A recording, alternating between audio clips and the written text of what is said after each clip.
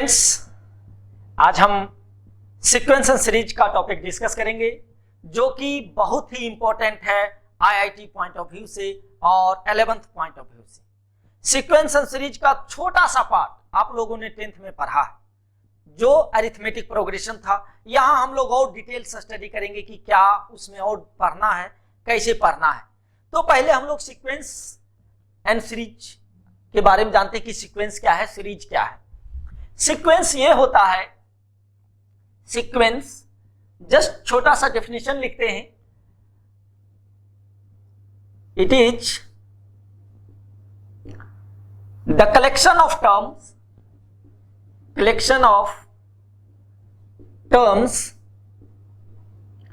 which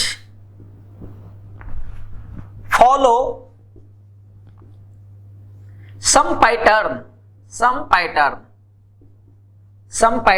या rule, यानी कोई रूल फॉलो करे तो उसको हम कहेंगे कि क्या है, वो सीक्वेंस है या प्रोग्रेशन। भी किसी किसी बुक में लिखा रहेगा कि प्रोग्रेशन है। तो हर बार नहीं, both are not different, both are same. जैसे अगर हम लिख रहे हैं 2, 4, 6, 8, 10, तो हम इसका सब्सिक्वेंट ये देख रहे हैं कि एक रूल फॉलो कर रहा है। ये एक रूल फॉलो कर रहा है। रूल क्या है कि अपना जो नेक्स्ट टर्म है वो पहले टर्म में ऐड हो रहा है। देखो इसमें 2 ऐड हो गया है ना, इसमें ये 2 + 2 हो गया, इसमें +2 हो गया, इसमें +2 हो गया। तो सब्सिक्वेंट नेक्स्ट टर्म अगर हम चाहें तो हम लिख सकते हैं नेक्स्ट टर्म क्या आएगा, इसमें फिर +2 होगा तो वी विल हैव 12। तो एक रूल फॉलो कर रहा है। जिसे देखते हैं इसमें कि फाइंड द सीक्वेंस, अगर question they they find the sequence अगर फाइंड करना है और question they they 2 to the power n by n is the nth term. ये nth टर्म दिया हुआ है तो सीक्वेंस हमको निकालना है। तो सीक्वेंस में एक चीज और ध्यान रखेंगे कि n जो है सीक्वेंस में, जैसे इसका सीक्वेंस होगा तो टर्म होगा, पहला टर्म, दूसरा टर्म, तीसरा टर्म, इस तरह से सर टर्म चलेगा। और जो टर्म होगा वो हमेशा नेचुरल नंबर होगा। कभी आपने नहीं सुना है कि 0 टर्म, -1 टर्म, नहीं। यानी इनपुट हमेशा क्या होगा, नेचुरल नंबर होगा। तो हम इस सीक्वेंस को इसको लिख सकते हैं T1 बराबर फर्स्ट टर्म सीक्वेंस का n के जगह 1 रखेंगे, 2 का पावर 1/1, 2। T2 सेकेंड टर्म क्या होगा, 2 का पावर 2/2, यानी 4/2 क्या मिलेगा, 2। थर्ड टर्म क्या होगा, 2 का पावर 3/3 है ना, तो ये क्या हो जाएगा 8/3। T4 क्या होगा, 2 का पावर 4/4 यानी 16/4 इक्वल टू 4। तो अगर इसका सीक्वेंस लिखना पड़े कि क्या सीक्वेंस होगा तो हम आराम से लिख सकते हैं कि sequence is 2, 2, 8/3, 4 and so on. ये सीक्वेंस हम जितना टर्म्स, फर्स्ट टर्म, सेकेंड, ये T1 हुआ, T stand for term, 1 stand for first term, T2, T3, T4 and so on. अगर इसमें कोई भी टर्म अगर हमसे पूछे कि फाइंड T11 यानी इसका 11th टर्म क्या होगा, तो हम Tn के जगह क्या रख देंगे, 11। तो क्या लिखेंगे, ये बराबर हो जाएगा 2 to the power 11/11। ठीक है, इज इट क्लियर। अगर मान लो सेकेंड क्वेश्चन हम इस टाइप का ले, कोई भी हो सकता है सीक्वेंस सीरीज में, कि Tn बराबर अगर nth टर्म है 3 + -1 to the power n divided by, अगर हम टर्म लेते हैं कि nth टर्म है किसी भी सीक्वेंस का 3 + -1 to the power n divided by 3 power n, find the sequence. अगर सीक्वेंस निकालना है, अगर सीक्वेंस देखो, पहला T1 क्या हो जाएगा, n के जगह 1, तो 3 - 1 का पावर 1 तो निगेटिव देगा, तो 3 - 1/3 to the power 1 यानी 2/3। T2 क्या होगा, -1 to the power 2, 1, तो यानी 3 + 2 डिवाइडेड बाय 3 का पावर 2, n के जगह 2 रखे हैं तो 5/9। T3 क्या होगा, 3 - 1, क्योंकि odd number of power odd में होगा तो ये निगेटिव देगा, 3 - 1/3 का पावर 3 यानी 2/27। सिमिलरली T4 क्या हो जाएगा, 3 + 1/3 का पावर 4 यानी 4/81। तो सीक्वेंस मेरा क्या बना, सीक्वेंस हम लिख सकते हैं कि सीक्वेंस जो होगा, sequence is 2/3, 5/9, 2/27, 4/81 and dot dot dot. तो इसमें कितना भी अगर टर्म हमसे पूछे तो हम आराम से लिख सकते हैं कि कौन सा टर्म क्या हो सकता है। तो क्यों, क्योंकि ये एक रूल फॉलो कर रहा है, ये सीक्वेंस एक रूल फॉलो कर रहा है, that is why we are able to write the any term, है ना। अगर ये रूल फॉलो नहीं करेगा तो वो सीक्वेंस नहीं कहलाएगा। तो सीक्वेंस का मतलब एक पैटर्न फॉलो करे, एक रूल फॉलो करे, सब्सिक्वेंट टर्म, हर एक टर्म कोई ना कोई रूल फॉलो कर रहा है, somehow related to the previous term. कोई भी टर्म है अपने पहले वाले टर्म से समहाउ रिलेटेड है, वो एक रूल के थ्रू रिलेटेड है, तो उसको हम क्या कहेंगे, सीक्वेंस कहेंगे।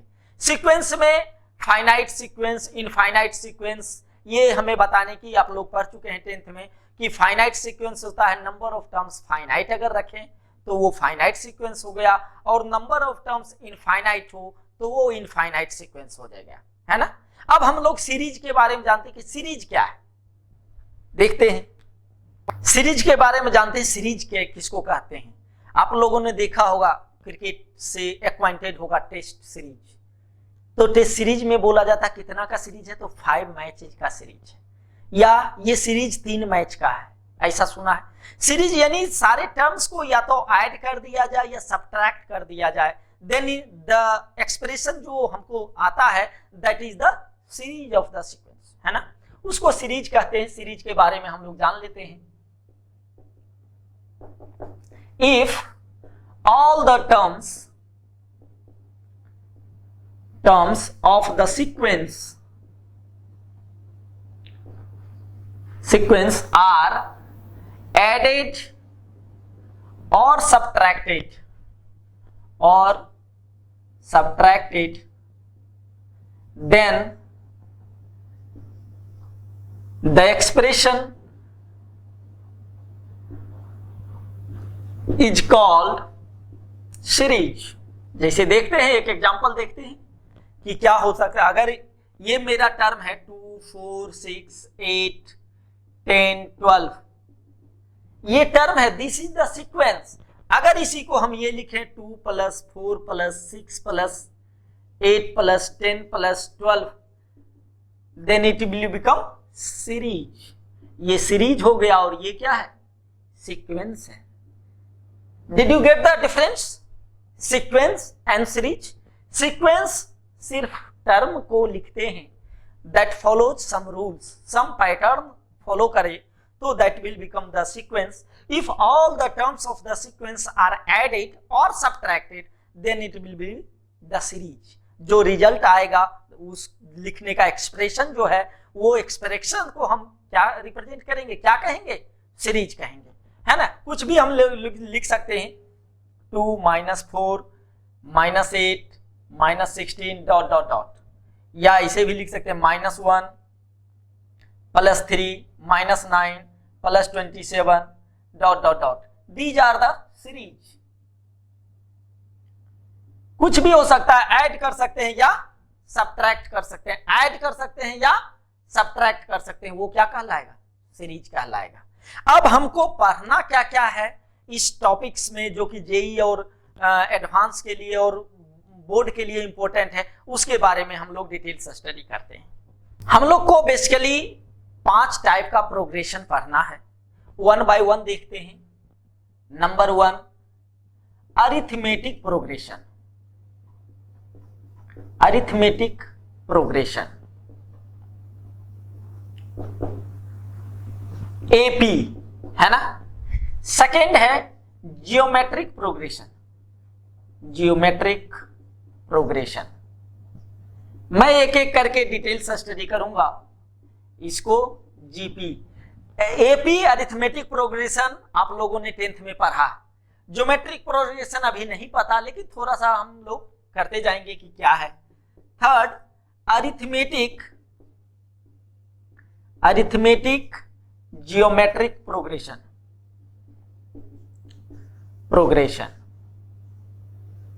यानी AGP.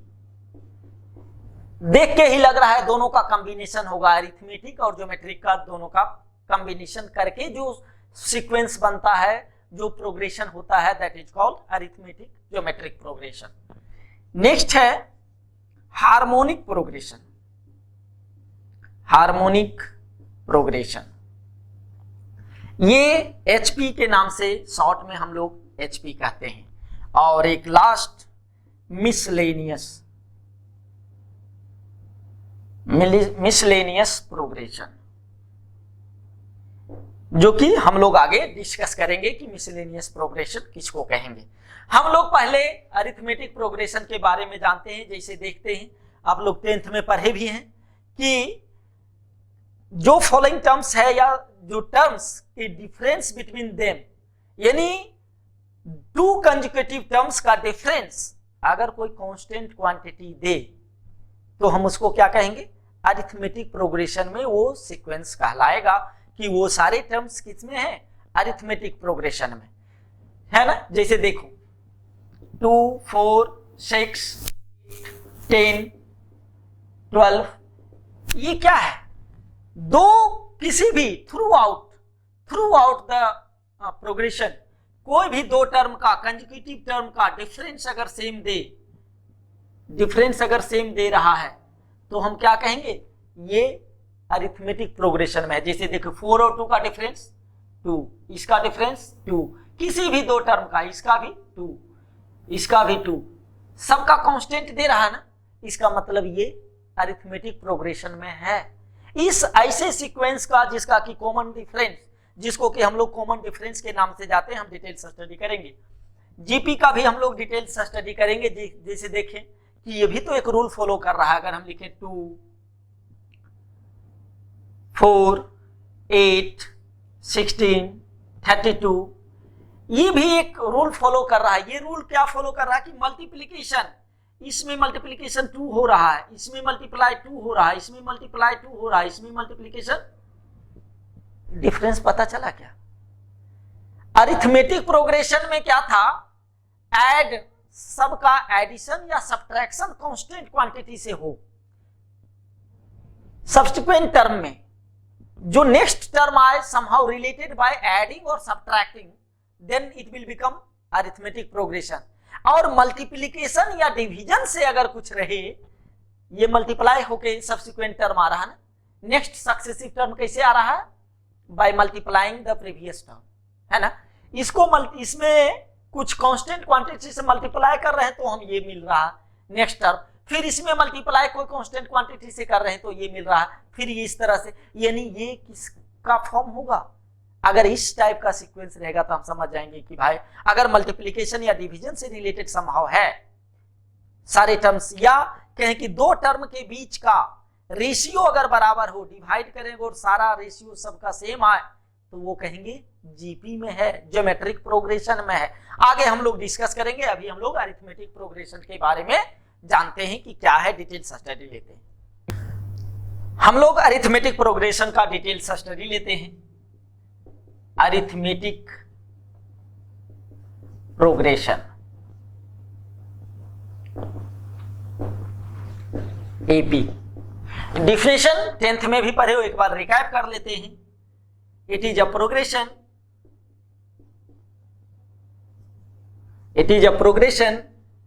in which the difference of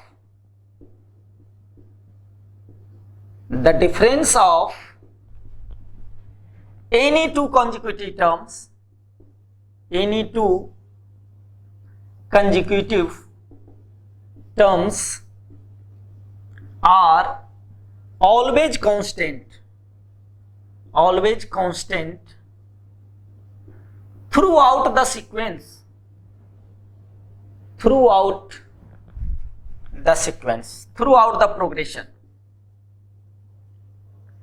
यानी शुरू से अंत तक जितना प्रोग्रेशन का जितना टर्म तक गया हो, अगर सारे में कहीं भी किसी भी दो नंबर का हम डिफरेंस निकालें, दो नंबर को आपस में घटाएं, लगातार दो टर्म को आपस में घटाएं, तो घटाने के बाद जो एक फिक्स्ड नंबर आएगा, अगर इस तरह से सारे टर्म्स में आ रहा है, किसी भी दो को माइनस करें तो सेम आए, तो हम कहेंगे वो प्रोग्रेशन किस में है, वो सीक्वेंस किस में है, एपी में है, अरिथमेटिक प्रोग्रेशन उसको कहेंगे। APs are written as APs, the term of APs are terms of AP can be written as, किस तरह से लिखा रहेगा, a plus d, a plus 2d, a plus 3d, a plus 4d। अगर हम n term लें, ये पहला टर्म, ये t1, ये t2, ये t3, ये t4, ये t5। देखो t5 में क्या हो रहा है, 4d में मल्टीप्लाई हो रहा है, t4 में d में मल्टीप्लीकेशन बाय 3 हो रहा है। हम ऑटोमेटिक कह सकते हैं कि t11 इधर अगर हो लिखे तो t11 क्या होगा, तो a प्लस 10d होगा, है ना, क्योंकि 11 में एक कम करके d में मल्टीप्लाई होगा।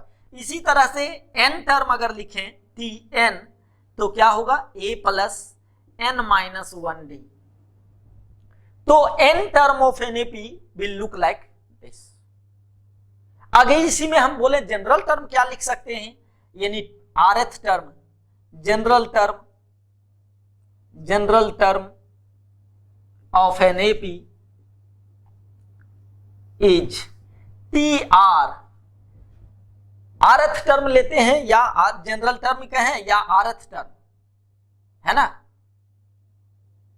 rth टर्म कोई भी नंबर का टर्म अगर हम लें तो TR बराबर क्या लिखेंगे, a plus r minus 1d। यहां पे d क्या है, d is the common difference, दो का कंजुगेटिव। देखो इस दोनों को माइनस करो क्या मिलेगा, d मिलेगा, इस दोनों को माइनस करो d मिलेगा, इस दोनों को माइनस करो d मिलेगा, ये दोनों को माइनस करो, यू विल हैव d। यानी एक फिक्स्ड नंबर आ रहा है, that is any two conjugative term is always constant, है ना, difference of two conjugative term is always constant. यहां पे हम सारे टर्म को रिकॉल करेंगे, ए को क्या कहेंगे, फर्स्ट टर्म, n क्या है, नंबर ऑफ टर्म्स, मेरे पास कितना नंबर ऑफ टर्म्स है, n टर्म है, देखो 1 2 3 4 5 डॉट डॉट डॉट कहां तक, n तक, तो n क्या कहेंगे, नंबर ऑफ टर्म्स। d क्या है, इसको d को बोलते हैं कॉमन डिफरेंस, कॉमन डिफरेंस।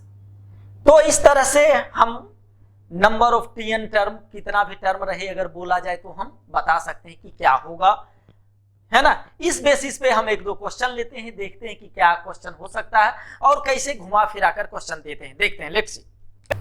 हाँ, अभी तक जो हम लोगों ने डिस्कस किया उसके बेस पे क्वेश्चन कुछ कर लेते हैं। क्वेश्चन है कि अगर x plus 1 3x 4x plus 2 AP में हो तो फिफ्थ टर्म निकालना है। तो यानी पहला टर्म, दूसरा टर्म और तीसरा टर्म मुझे पता है, यानी सॉल्यूशन इधर लिख रहे हैं, सॉल्यूशन, है ना, फर्स्ट का, ये फर्स्ट ले लेते हैं, ये सेकंड है, ये थर्ड क्वेश्चन और we will take up fourth question, है ना। तो पहला क्वेश्चन है कि t1 दिया हुआ है x प्लस 1 और t2 दिया हुआ है 3x और t3 दिया हुआ है 4x प्लस 2। हम जानते हैं अगर ये एपी में है तो कॉमन डिफरेंस बराबर होना चाहिए, यानी t2 माइनस t1 ये इक्वल होना चाहिए t3 माइनस t2 का होना चाहिए। तीन टर्म है तो ये माइनस ये बराबर होना चाहिए ये माइनस ये, जो कि डेफिनेशन ऑफ अरिथमेटिक प्रोग्रेशन कहता है कि लगातार दो टर्म का डिफरेंस बराबर ही होना चाहिए, फिक्स होना चाहिए। तो यहां से हम क्या करेंगे, 3x माइनस x माइनस 1 हो जाएगा, माइनस ये साइन आ जाएगा, इक्वल टू होना चाहिए 4x प्लस 2 माइनस 3x, दोनों बराबर होना चाहिए। अब इसको सॉल्व करते हैं तो क्या मिलेगा, 2x minus 1 equal to x plus 2। x को एक साइड ले आते हैं तो x बराबर क्या हो जाएगा, ये उधर गया, माइनस 1 उधर गया तो x बराबर 3। x अगर हमको 3 मिल गया तो कॉमन डिफरेंस भी हमको मिल जाएगा। जैसे t5 बराबर क्या होगा, t5 बराबर हम क्या लिखेंगे, a प्लस 4d। a मुझे पता है क्या है, x प्लस 1 है ना, t1 पहला टर्म, यानी अब हम ऐसे देखें तो t1 बराबर क्या आ गया, 3 प्लस 1 4, t2 क्या आ जाएगा 3x 9, t3 क्या आ जाएगा 4x प्लस 2, तो 4 इंटू 3 12 प्लस 2 है ना 14, ये आया क्या। अब यहां से हमको d मिल गया, a तो a बराबर हो गया 4, कॉमन डिफरेंस 5, 9 माइनस 4 5, तो अब हम t5 बराबर आराम से लिख सकते हैं 4 प्लस 4 इंटू 5, यानी क्या हो जाएगा 24 है ना, कोई दिक्कत, आराम से हम निकाल सकते हैं। सेकंड क्वेश्चन को देखते हैं, 9th and 19th terms of an AP, 9 term ये है, 19th ये है। देखते हैं सॉल्यूशन सेकंड का। 9 टर्म यानी t9 बराबर क्या लिखेंगे, a प्लस 8d, ये इक्वल टू 35 है, यही है। t75 कौन, 19 टर्म, तो इसको क्या लिखेंगे, t19 a plus 18d equal to 75। हमको चाहिए क्या, t20 चाहिए, है ना। तो t20 के लिए कैसे करेंगे, हमको a और d मिल जाए तो काम हो जाए, है ना। तो ऐसा करते हैं कि इसको सब्ट्रैक्ट करते हैं, तो ये माइनस ये माइनस ये माइनस, ये कट गया, क्या मिला माइनस 10d इक्वल टू, यहां से क्या आ जाएगा 40, यानी d इक्वल टू माइनस 40 है ना, यानी d इक्वल टू 4।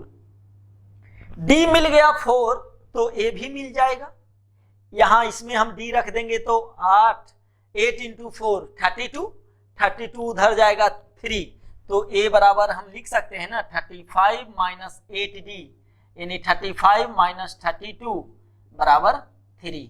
a मिल गया, d मिल गया, कितना चाहिए जी, यहां देखो t20 चाहिए,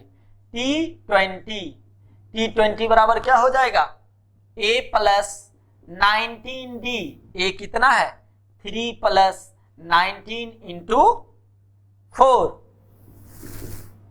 आ जाएगा, कितना आ जाएगा 19 इंटू 4 है ना। या ऐसा ही t19 टर्म हमको पता है, इसमें 4 जो ऐड कर देंगे, है ना, यानी ऐसे भी देखें तो 76 प्लस 3 79, एक तो ये मेथड। t20 चाहिए, t19 मुझे पता है, तो t19 से अगला ही टर्म है ना, तो कॉमन डिफरेंस को ऐड कर देंगे, तो ये 75 में 4 ऐड हो जाएगा तो क्या मिलेगा 79। इज इट क्लियर, बहुत ही आसान सीक्वेंस सीरीज, बहुत ही इंपॉर्टेंट और बहुत ही आसान, सबों के लिए हो जाता है अगर तरीके से पढ़ा जाए तो। देखते हैं next question. Next question t15 है ना, t54 दिया हुआ है, इसी टाइप का है, t54 दिया हुआ है, यानी a plus 53d equal to minus 61, और t4 दिया हुआ है, यानी a plus 3d equal to 64। हमको चाहिए t10 यानी a प्लस 9d, ये चाहिए, तो आराम से फिर इसको सब्ट्रैक्ट कर देंगे, माइनस माइनस माइनस, ये कैंसिल आउट, ये कितना मिला 53 minus 3, 50d equal to minus ये क्या आ जाएगा 5 125 है ना, तो d बराबर माइनस 125 बाई 50, यानी 25 से कैंसिल आउट करते हैं, क्या मिलेगा 5 बाई 2 माइनस 5 बाई 2 d मिल गया। a हम निकाल सकते हैं क्या, या डी है से ही डी निकल गया तो ए निकाल लेंगे। ए प्लस 3d बराबर क्या है 64 है, तो a equal to 64 minus 3d, यानी 64 माइनस 3 इंटू माइनस 5/2, तो ये माइनस माइनस प्लस हो जाएगा, यानी 64 प्लस 15/2, यानी कितना रहा 64 प्लस 2 क्या हो जाएगा 64 इंटू 2 128 प्लस 15/2, यानी आ जाएगा 143/2, ये मिल गया हमको a। तो ये T10 बराबर क्या लिखेंगे 143/2 प्लस 9 इंटू माइनस 5/2, यानी 143 माइनस 45 डिवाइडेड बाई 2 क्या आ जाएगा 3 5 8 13 माइनस 5 8 और ये हो जाएगा 13 4 9 98/2 इक्वल टू 49।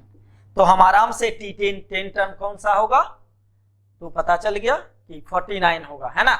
नेक्स्ट आगे बढ़ते हैं हम लोग कि नेक्स्ट क्या है, find the number of terms in the sequence. Number of terms निकालना है, हमको दिया हुआ है सीक्वेंस कहां से कहां तक है। Find the number of terms in the sequence. Sequence क्या है, T1 पता है 4, T2 दिया हुआ है 12, T3 दिया हुआ है 20, मान लेते हैं Tn दिया हुआ है 108। हम D निकाल सकते हैं, A मुझे पता है 4 है, D मुझे पता है कि 12 माइनस 4 बराबर 8, 2 को घटाएंगे तो ये हमको D मिल जाएगा। Tn बराबर हम जानते हैं क्या लिखते हैं A plus n minus 1D, है ना, ये इक्वल टू 108 दिया हुआ। तो हमको n निकालना है, a पता है, a है 4 plus n minus 1d equal to d के बारे में भी पता है 8 है इक्वल टू 108। तो यहां से n minus 1 into 8 equal to 104 हो जाएगा क्या, 108 माइनस 4 104, यानी यहां से हम लिख सकते n minus 1 equal to 104 divided by 8, कितना आ जाएगा 13, कैंसिल आउट होगा, n बराबर 13 प्लस 1 बराबर 14, यानी कितना टर्म है इसमें 14 टर्म्स। ये कौन सा टर्म होगा T14, यानी टोटल नंबर ऑफ टर्म्स कितना है 14 टर्म्स है। यहां से इस तरह से हम निकाल देते हैं। अगर इसी क्वेश्चन में थोड़ा सा मैं चेंज करता हूं, लेट्स सी लैंग्वेज का, और क्या हमारा कैलकुलेशन होगा कि अगर ये बोल दे कि फाइंड द टर्म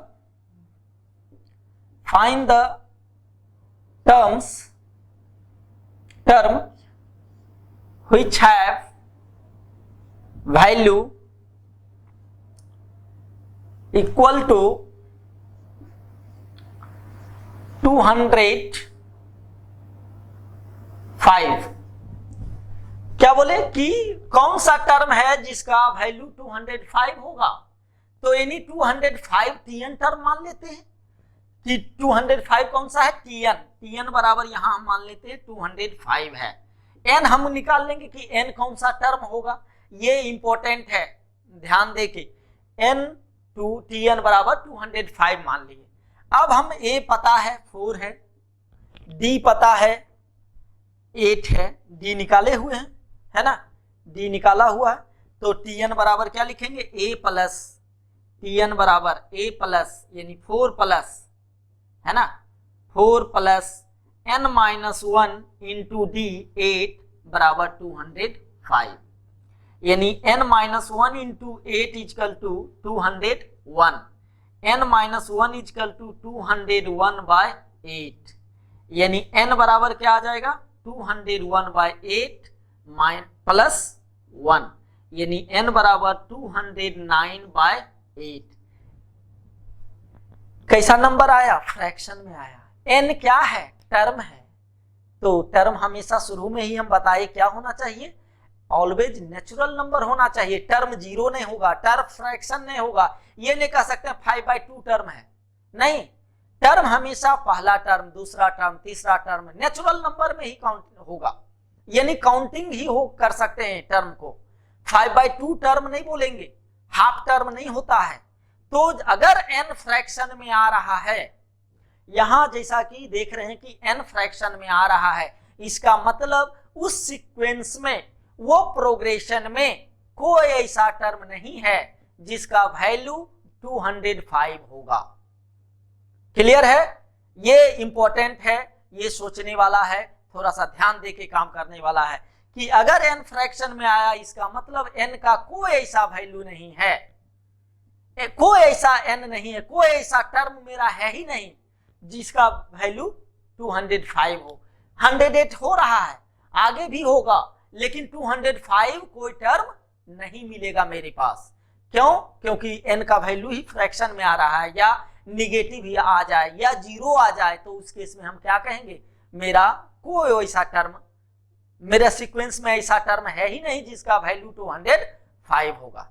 यहां तक I hope it is clear. तो जो भी सीक्वेंस दिया रहेगा, इट्स ऑल अबाउट ऑब्जर्वेशन। हम ऑब्जर्व करेंगे क्या हो रहा है, ये हमारा आई वॉच होना चाहिए ऑब्जर्वेशन। तब वहां से हम डिटेक्ट कर लेंगे कि आखिर इसमें एडिशन हो रहा है, सब्ट्रैक्शन हो रहा है, या किस टाइप का प्रोग्रेशन है, ये मेरा ऑब्जर्वेशन बताएगा, और यही पे ध्यान देना है। और उसके बाद तो फार्मूला बेस्ड हम लोग सारे काम करेंगे, है ना। देखते हैं आगे। ऑब्जर्वेशन जो टर्म का, सारे टर्म का ऑब्जर्वेशन, इसको हम बाद में डिस्कस करेंगे। बिफोर दैट हम लोग सम ऑफ एपीज डिस्कस कर देते हैं कि सम ऑफ एपीज क्या होगा। सम ऑफ एपीज यानी एपी का सम, सारे टर्म का अगर सम हम करें तो क्या लिख सकते हैं। मान लेते हैं n टर्म लिए, s stand for sum, n stand for n term. Sum of n term अगर हम लेते हैं a plus d plus a plus 2d plus a plus 3d plus a plus 4d plus n term तक जाते हैं तो a plus n minus 1d, यही हम जानते हैं सम ऑफ एपीज। इसी तरह से लिखेंगे। हमको Sn चाहिए, क्या होगा, इतना लंबा तो हम नहीं, सब तो जोड़ना पड़ जाएगा। एक और मानते हैं कि Sn बराबर, इसको उल्टा करके भी तो लिख सकते हैं। यहां लिखते हैं a plus n minus 1d plus a plus n minus 2d, यही होगा, plus a plus n minus 3d। Last में क्या आ जाएगा, ये टर्म a, इसी तरह से आएगा। इसी तरह से लिख सकते हैं, जैसे इसके पहला टर्म क्या होगा, a plus n minus 1d। अगर इसी सब को हम सम करते हैं, लेट्स सी, सम करते हैं तो Sn प्लस Sn 2Sn, तो 2Sn। अगर इसको जोड़ते हैं तो a प्लस a, ये क्या मिल गया, 2a। d वाले को जोड़ते हैं तो d तो इसमें है ही नहीं, तो प्लस n माइनस 1d, ये लिख रहे हैं एक। फिर प्लस इसको दोनों को जोड़ेंगे तो पहले a 2a हो गया, फिर n माइनस 2d और एक d, तो n माइनस 2 प्लस 1d, तो क्या हो जाएगा, n माइनस 1d।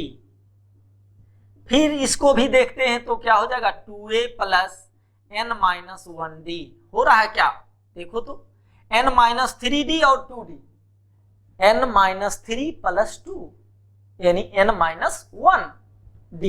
ऐसे कर करके हमारे पास लास्ट में भी आएगा 2a plus n minus 1d। ऐसा ऐसा सेम चीज का क्वांटिटी कितना बार आ रहा है, देखो तो, जितना टर्म है, ये कितना टर्म है, n टर्म है, यही है ना, ये t1, ये t2, ये t3, ये t4, ये t5 डॉट डॉट डॉट, ये tn। तो सब मेरे पास कितने ऐसे ऐसे आ गए टर्म, n टर्म। तो अगर सेम चीज अगर हम कहें कि 2 प्लस 2 प्लस 2 प्लस 2 5 बार, 5 टाइम्स, तो क्या लिख देते हैं सीधे 2 इंटू 5, है ना। 3 plus 3 plus 3 plus 3 plus 10 times, तो क्या सीधे डायरेक्ट लिख देते हैं 3 इंटू 10। तो उसी तरह ये कितना बार है, n टाइम्स, तो n इंटू इतना, तो लिखेंगे 2Sn equal to n into 2a plus n minus 1d, ये लिखाएगा। कहीं कोई कंफ्यूजन? हमको Sn चाहिए तो Sn बराबर क्या लिख सकते हैं, n by 2a plus n minus 1d। ये मेरा फॉर्मूला हो जाएगा sum of n term of NAP, sum of first n terms of NAP, है ना, sum of n terms of NAP। हम लोग कह सकते हैं कि n टर्म। अच्छा, यहां इस फॉर्मूले का और थोड़ा सा चेंजेज किया जा सकता है। लेट्स सी, Sn बराबर हम लिख सकते हैं n by 2 a plus n minus 1d लिख सकते हैं। और हम जानते हैं कि ये Tn है, Tn बराबर a plus n minus 1d। Tn को लास्ट टर्म भी बोल सकते हैं क्या, लास्ट टर्म है मेरे AP का, यानी इसको L से डिनोट करते हैं। Tn बराबर L लास्ट टर्म। तो यहां से यहां तक मेरा क्या हो जाएगा, ये L होगा क्या, यानी हम लिख सकते हैं Sn बराबर n by 2 a plus L। अगर लास्ट टर्म मुझे पता हो तो we will use this formula sum के लिए। क्यों? क्योंकि ये मेरे लिए आसान है। Sum of n term of NAP। तो दो चीज है, सम निकालने के लिए AP का मेरे पास 3 क्वांटिटी का होना जरूरी है। पहला फर्स्ट, अगर इस मेथड से जाते हैं तो A मुझे पता होना चाहिए फर्स्ट टर्म, n पता होना चाहिए टोटल नंबर ऑफ टर्म्स कितना है, और कॉमन डिफरेंस पता होना चाहिए कि दो कंसेक्यूटिव कैसा AP है, उसके बीच का डिफरेंस कितना है दो कंसेक्यूटिव टर्म का। अगर ये 3 टर्म पता है, we can calculate the sum of the APs direct ये फार्मूला यूज करके। या दूसरा मेथड कि अगर मुझे नंबर ऑफ टर्म्स पता हो, फर्स्ट टर्म पता हो और लास्ट टर्म पता हो, तो यहां से भी हम लोग डायरेक्ट फार्मूला यूज कर सकते हैं। एक चीज और इसी में से हम ये चीज जज कर सकते हैं, Tn यानी लास्ट टर्म को अगर हमको लिखना रहे तो हम लिख सकते हैं Sn माइनस Sn माइनस 1। ये भी इंपॉर्टेंट चीज है, इसको मैं डिस्कस कर रहा हूं कि क्या है। जैसे देखते हैं, अगर पहला टर्म, दूसरा टर्म, तीसरा टर्म, 3 टर्म को लेके हम एग्जांपल दे रहे हैं। लेट्स सी 2, 4, 6, 8, 10 यहां तक लेते हैं। हमको ये टर्म मुझे नहीं पता है कि ये टर्म क्या है ना, ये टर्म मुझे नहीं पता कि ये टर्म क्या है, ये अभी अननोन है मेरे पास, मुझे नहीं पता। हमको क्या दिया हुआ है, कितना टर्म है, 1 2 3 4 5, S5 दिया हुआ है। सम ऑफ 5 टर्म जोड़ लो, क्या दिया रह सकता है, 8 6 4 10 10 20 10 30, S5 दिया हुआ है 30। हम अभी ये तो सीक्वेंस लिख दिए। अगर इस टाइप से देखिए S5 बराबर 30, S4 बराबर कितना हो जाएगा 20, है ना। अगर हम बोले कि T5 क्या होगा, T5 यानी 5th टर्म क्या होगा, S5 पता है, S4 पता है, तो T5 क्या होगा, तो हम T5 क्या यूज करेंगे, Sn माइनस Sn माइनस 1, यानी T5 बराबर S5 माइनस S4, तो 30 माइनस 20 बराबर 10। देखो 10 ही आएगा तभी ये होगा, है ना। तो ये भी इंपॉर्टेंट है हमारे लिए कि अगर इस तरह का रहे तो हाउ वी विल प्रोसीड, कैसे हम जज करेंगे। It's all about the observation. मैं पहले ही कहा कि sequence series is all about observation. Observation है किस तरह से आप ऑब्जर्व कर रहे हैं, दैट इज मोर इंपॉर्टेंट। आगे बढ़ते हैं, इसी में देखते हैं सम ऑफ नेचुरल नंबर्स, हम इसी में एपी से डिफाइन कर लेते हैं और उसका फार्मूला हम पुट अप करते हैं। अब हम ऑन द बेसिस ऑफ जो अभी हम लोग सम पर हैं उसके बेसिस पे हम देखते हैं 1 + 2 + 3 + 4 + 100, ये सम क्या लिख सकते हैं। पहला टर्म पता है, लास्ट टर्म पता है, तो हम क्या लिखेंगे, नंबर ऑफ टर्म्स भी पता है 100 है, तो S100 बराबर क्या लिखेंगे, 100/2 into 2a 2 into 1 plus n-1d यानी 99 100 माइनस 1 99 और d क्या है 1 है, तो ये क्या हो जाएगा इंटू 1, तो ये क्या हो जाएगा 50 है ना, 2 रखते हैं नीचे तो 100 और ये क्या हो जाएगा 2 प्लस 99 बाय 2 यानी 100 इंटू 101 डिवाइडेड बाय 2, यानी अगर 100 का सम आया तो 100 इंटू 101 बाय 2 लिखे। अगर उसी तरह S50 का आएगा तो हम लिखेंगे 50 इंटू 51 बाय 2। उसी तरह SN बराबर क्या होगा n into n plus 1 by 2, यानी यहां से हम फार्मूला जनरेट ये कर सकते हैं। इंपॉर्टेंट हम लिख रहे हैं important sum of first n natural number, first n natural number is n into n plus 1 by 2। अगर 1 से 60 तक का नेचुरल नंबर का सम बोले 1 प्लस 2 प्लस 3 प्लस 60 तक, तो हम डायरेक्ट लिख देंगे 60 इंटू 61 बाय 2। ठीक है। अच्छा, sum of odd number, sum of first n odd natural number, odd natural number, देखते हैं क्या आता है। एक जस्ट बोले ना, it's all about observation, just watch. Natural odd number 1 3 5 7 9 11 यही सब है, यही सब होगा। ये कितना नेचुरल नंबर है 2, कितना सम आ रहा है 3 प्लस 1 कितना आ रहा 4, तो इसको हम लिख सकते हैं ये 4 आया, इसका मतलब 2 स्क्वायर। ये तीनों का सम कितना आएगा 4 प्लस 5 9, यानी 9 आया, यानी 3 स्क्वायर। इसका सम कितना आ जाएगा 9 प्लस 7 16 है ना, यही पूरा का 16 यानी 4 स्क्वायर। फिर 25 यानी 5 स्क्वायर। ये यहां 5 स्क्वायर कितना टर्म का सम आया 5 टर्म का सम। 4 स्क्वायर कितना टर्म का सम आया 4 टर्म का स्क्वायर, 4 टर्म का सम 4 स्क्वायर। तो इस तरह से first n odd natural number का सम क्या आ जाएगा n स्क्वायर, डायरेक्ट हम लिख सकते हैं। या अब हम फार्मूला पे आते हैं, जो एपी का फार्मूला, क्योंकि ये भी एपी में हमको है दिख रहा है ना, 1 2 ऐड हुआ 2 ऐड हुआ 2 ऐड हो रहा, तो उस फार्मूला से जाते हैं। Sn बराबर क्या होगा n by 2 2a 2 into 1 plus n minus 1 into d कितना है कॉमन डिफरेंस 2 है 2। देखते हैं n, ये क्या हो जाएगा 2 प्लस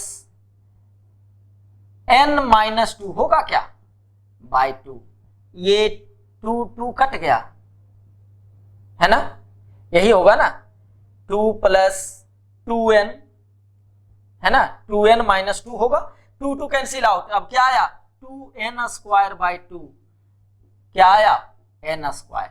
तो हम ऑब्जर्व करके भी या फार्मूला से भी हम कह सकते हैं sum of first n odd number natural number क्या होगा n स्क्वायर। अब देखो क्वेश्चन क्या क्या फ्रेम किया जा सकता है। क्वेश्चन कह सकता है कि find the some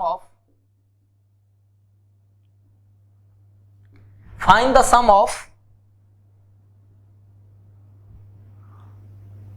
11 plus 12 plus 13 plus 14 20 तक। 11 से 20 तो ये फार्मूला यूज नहीं करेंगे। फार्मूला में क्या है फर्स्ट n नेचुरल नंबर 1 से स्टार्ट होगा तब, लेकिन ये तो 11 से स्टार्ट हो रहा है। तो ऐसा काम कर सकते हैं कि हम 1 plus 2 plus 3 plus 10 plus 11 plus 12 plus 20 ऐसे लिख सकते हैं क्या। तो यहां से 1 से 20 तक का हम सम तो जानते हैं, क्या लिखेंगे 1 to 20, इसका सम क्या लिखेंगे 20 इंटू 21 बाय 2। 1 to 20 का सम फार्मूला काम करेगा, 1 to 10 का फार्मूला भी काम करेगा। ये फर्स्ट 10 नेचुरल नंबर है, तो ये क्या होगा 10 इंटू 11 बाय 2। अगर ये टोटल में इतना का माइनस कर दें, we will have this one, मिल जाएगा। तो रिक्वायर्ड सम क्या लिखेंगे, रिक्वायर्ड सम बराबर क्या हो जाएगा, 20 इंटू 21/2 माइनस 10 इंटू 11/2। जो रिजल्ट आएगा वही मेरा आंसर होगा। तो ये पता चला कि किस तरह का क्वेश्चन हो सकता है। और भी क्वेश्चन फ्रेम किया जा सकता है। लेट्स सी कि क्वेश्चन क्या क्या फ्रेम किया जा सकता है, उस पर जस्ट एनालिसिस करना है और ऑब्जर्व करना है कि क्या क्या हम लोग कर सकते हैं। क्वेश्चन है,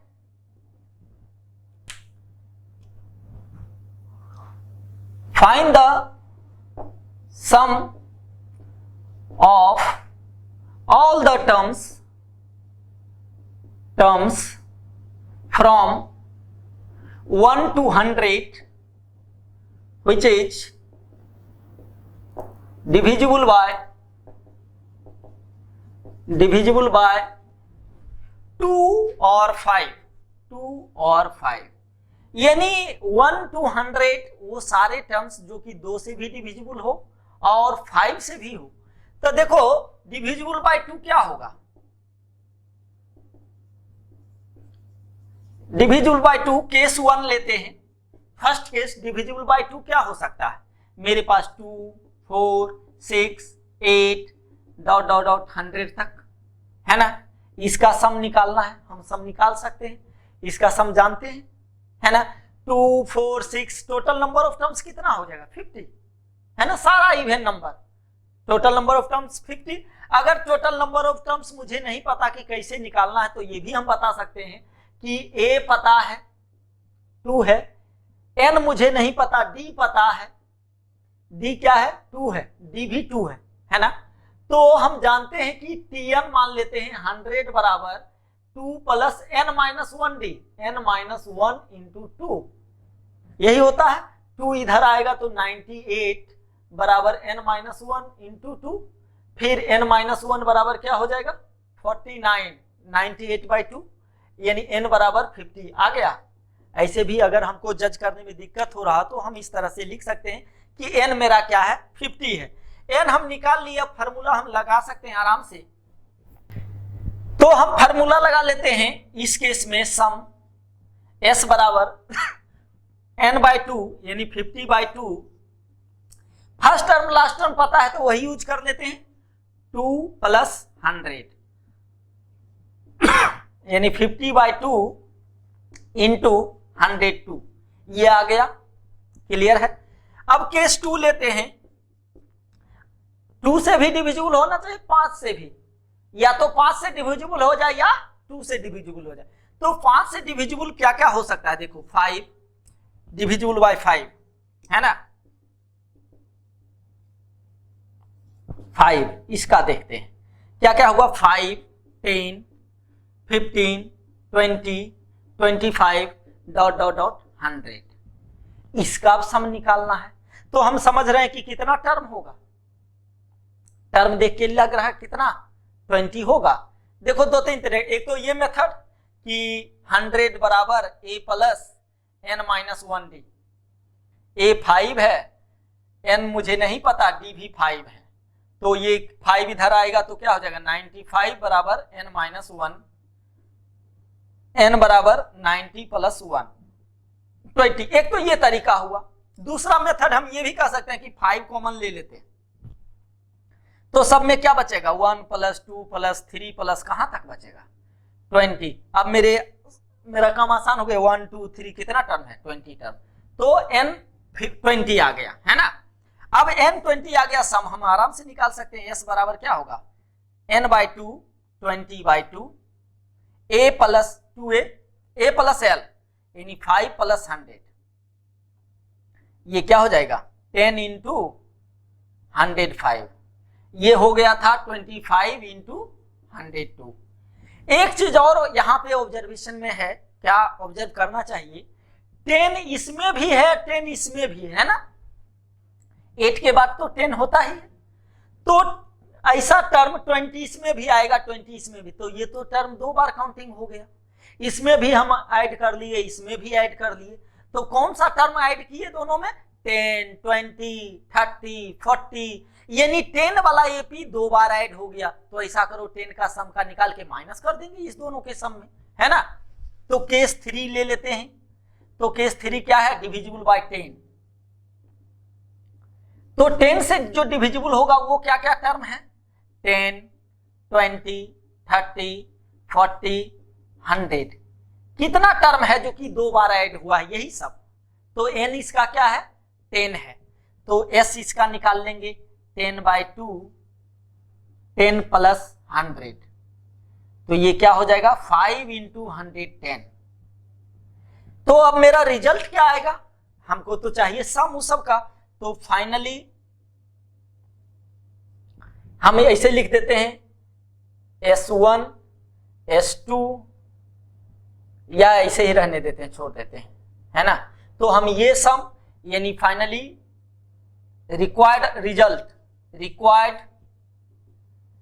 रिजल्ट हम क्या लिखेंगे, इज 25 × 102 प्लस 10 × 105 माइनस 5 × 110।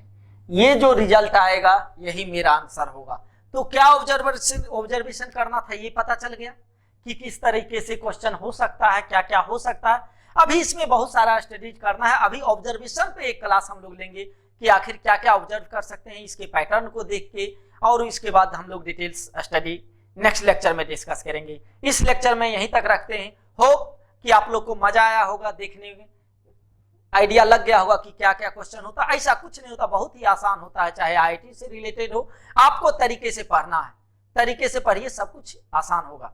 यहीं तक रखते हैं इस लेक्चर में। Thank you.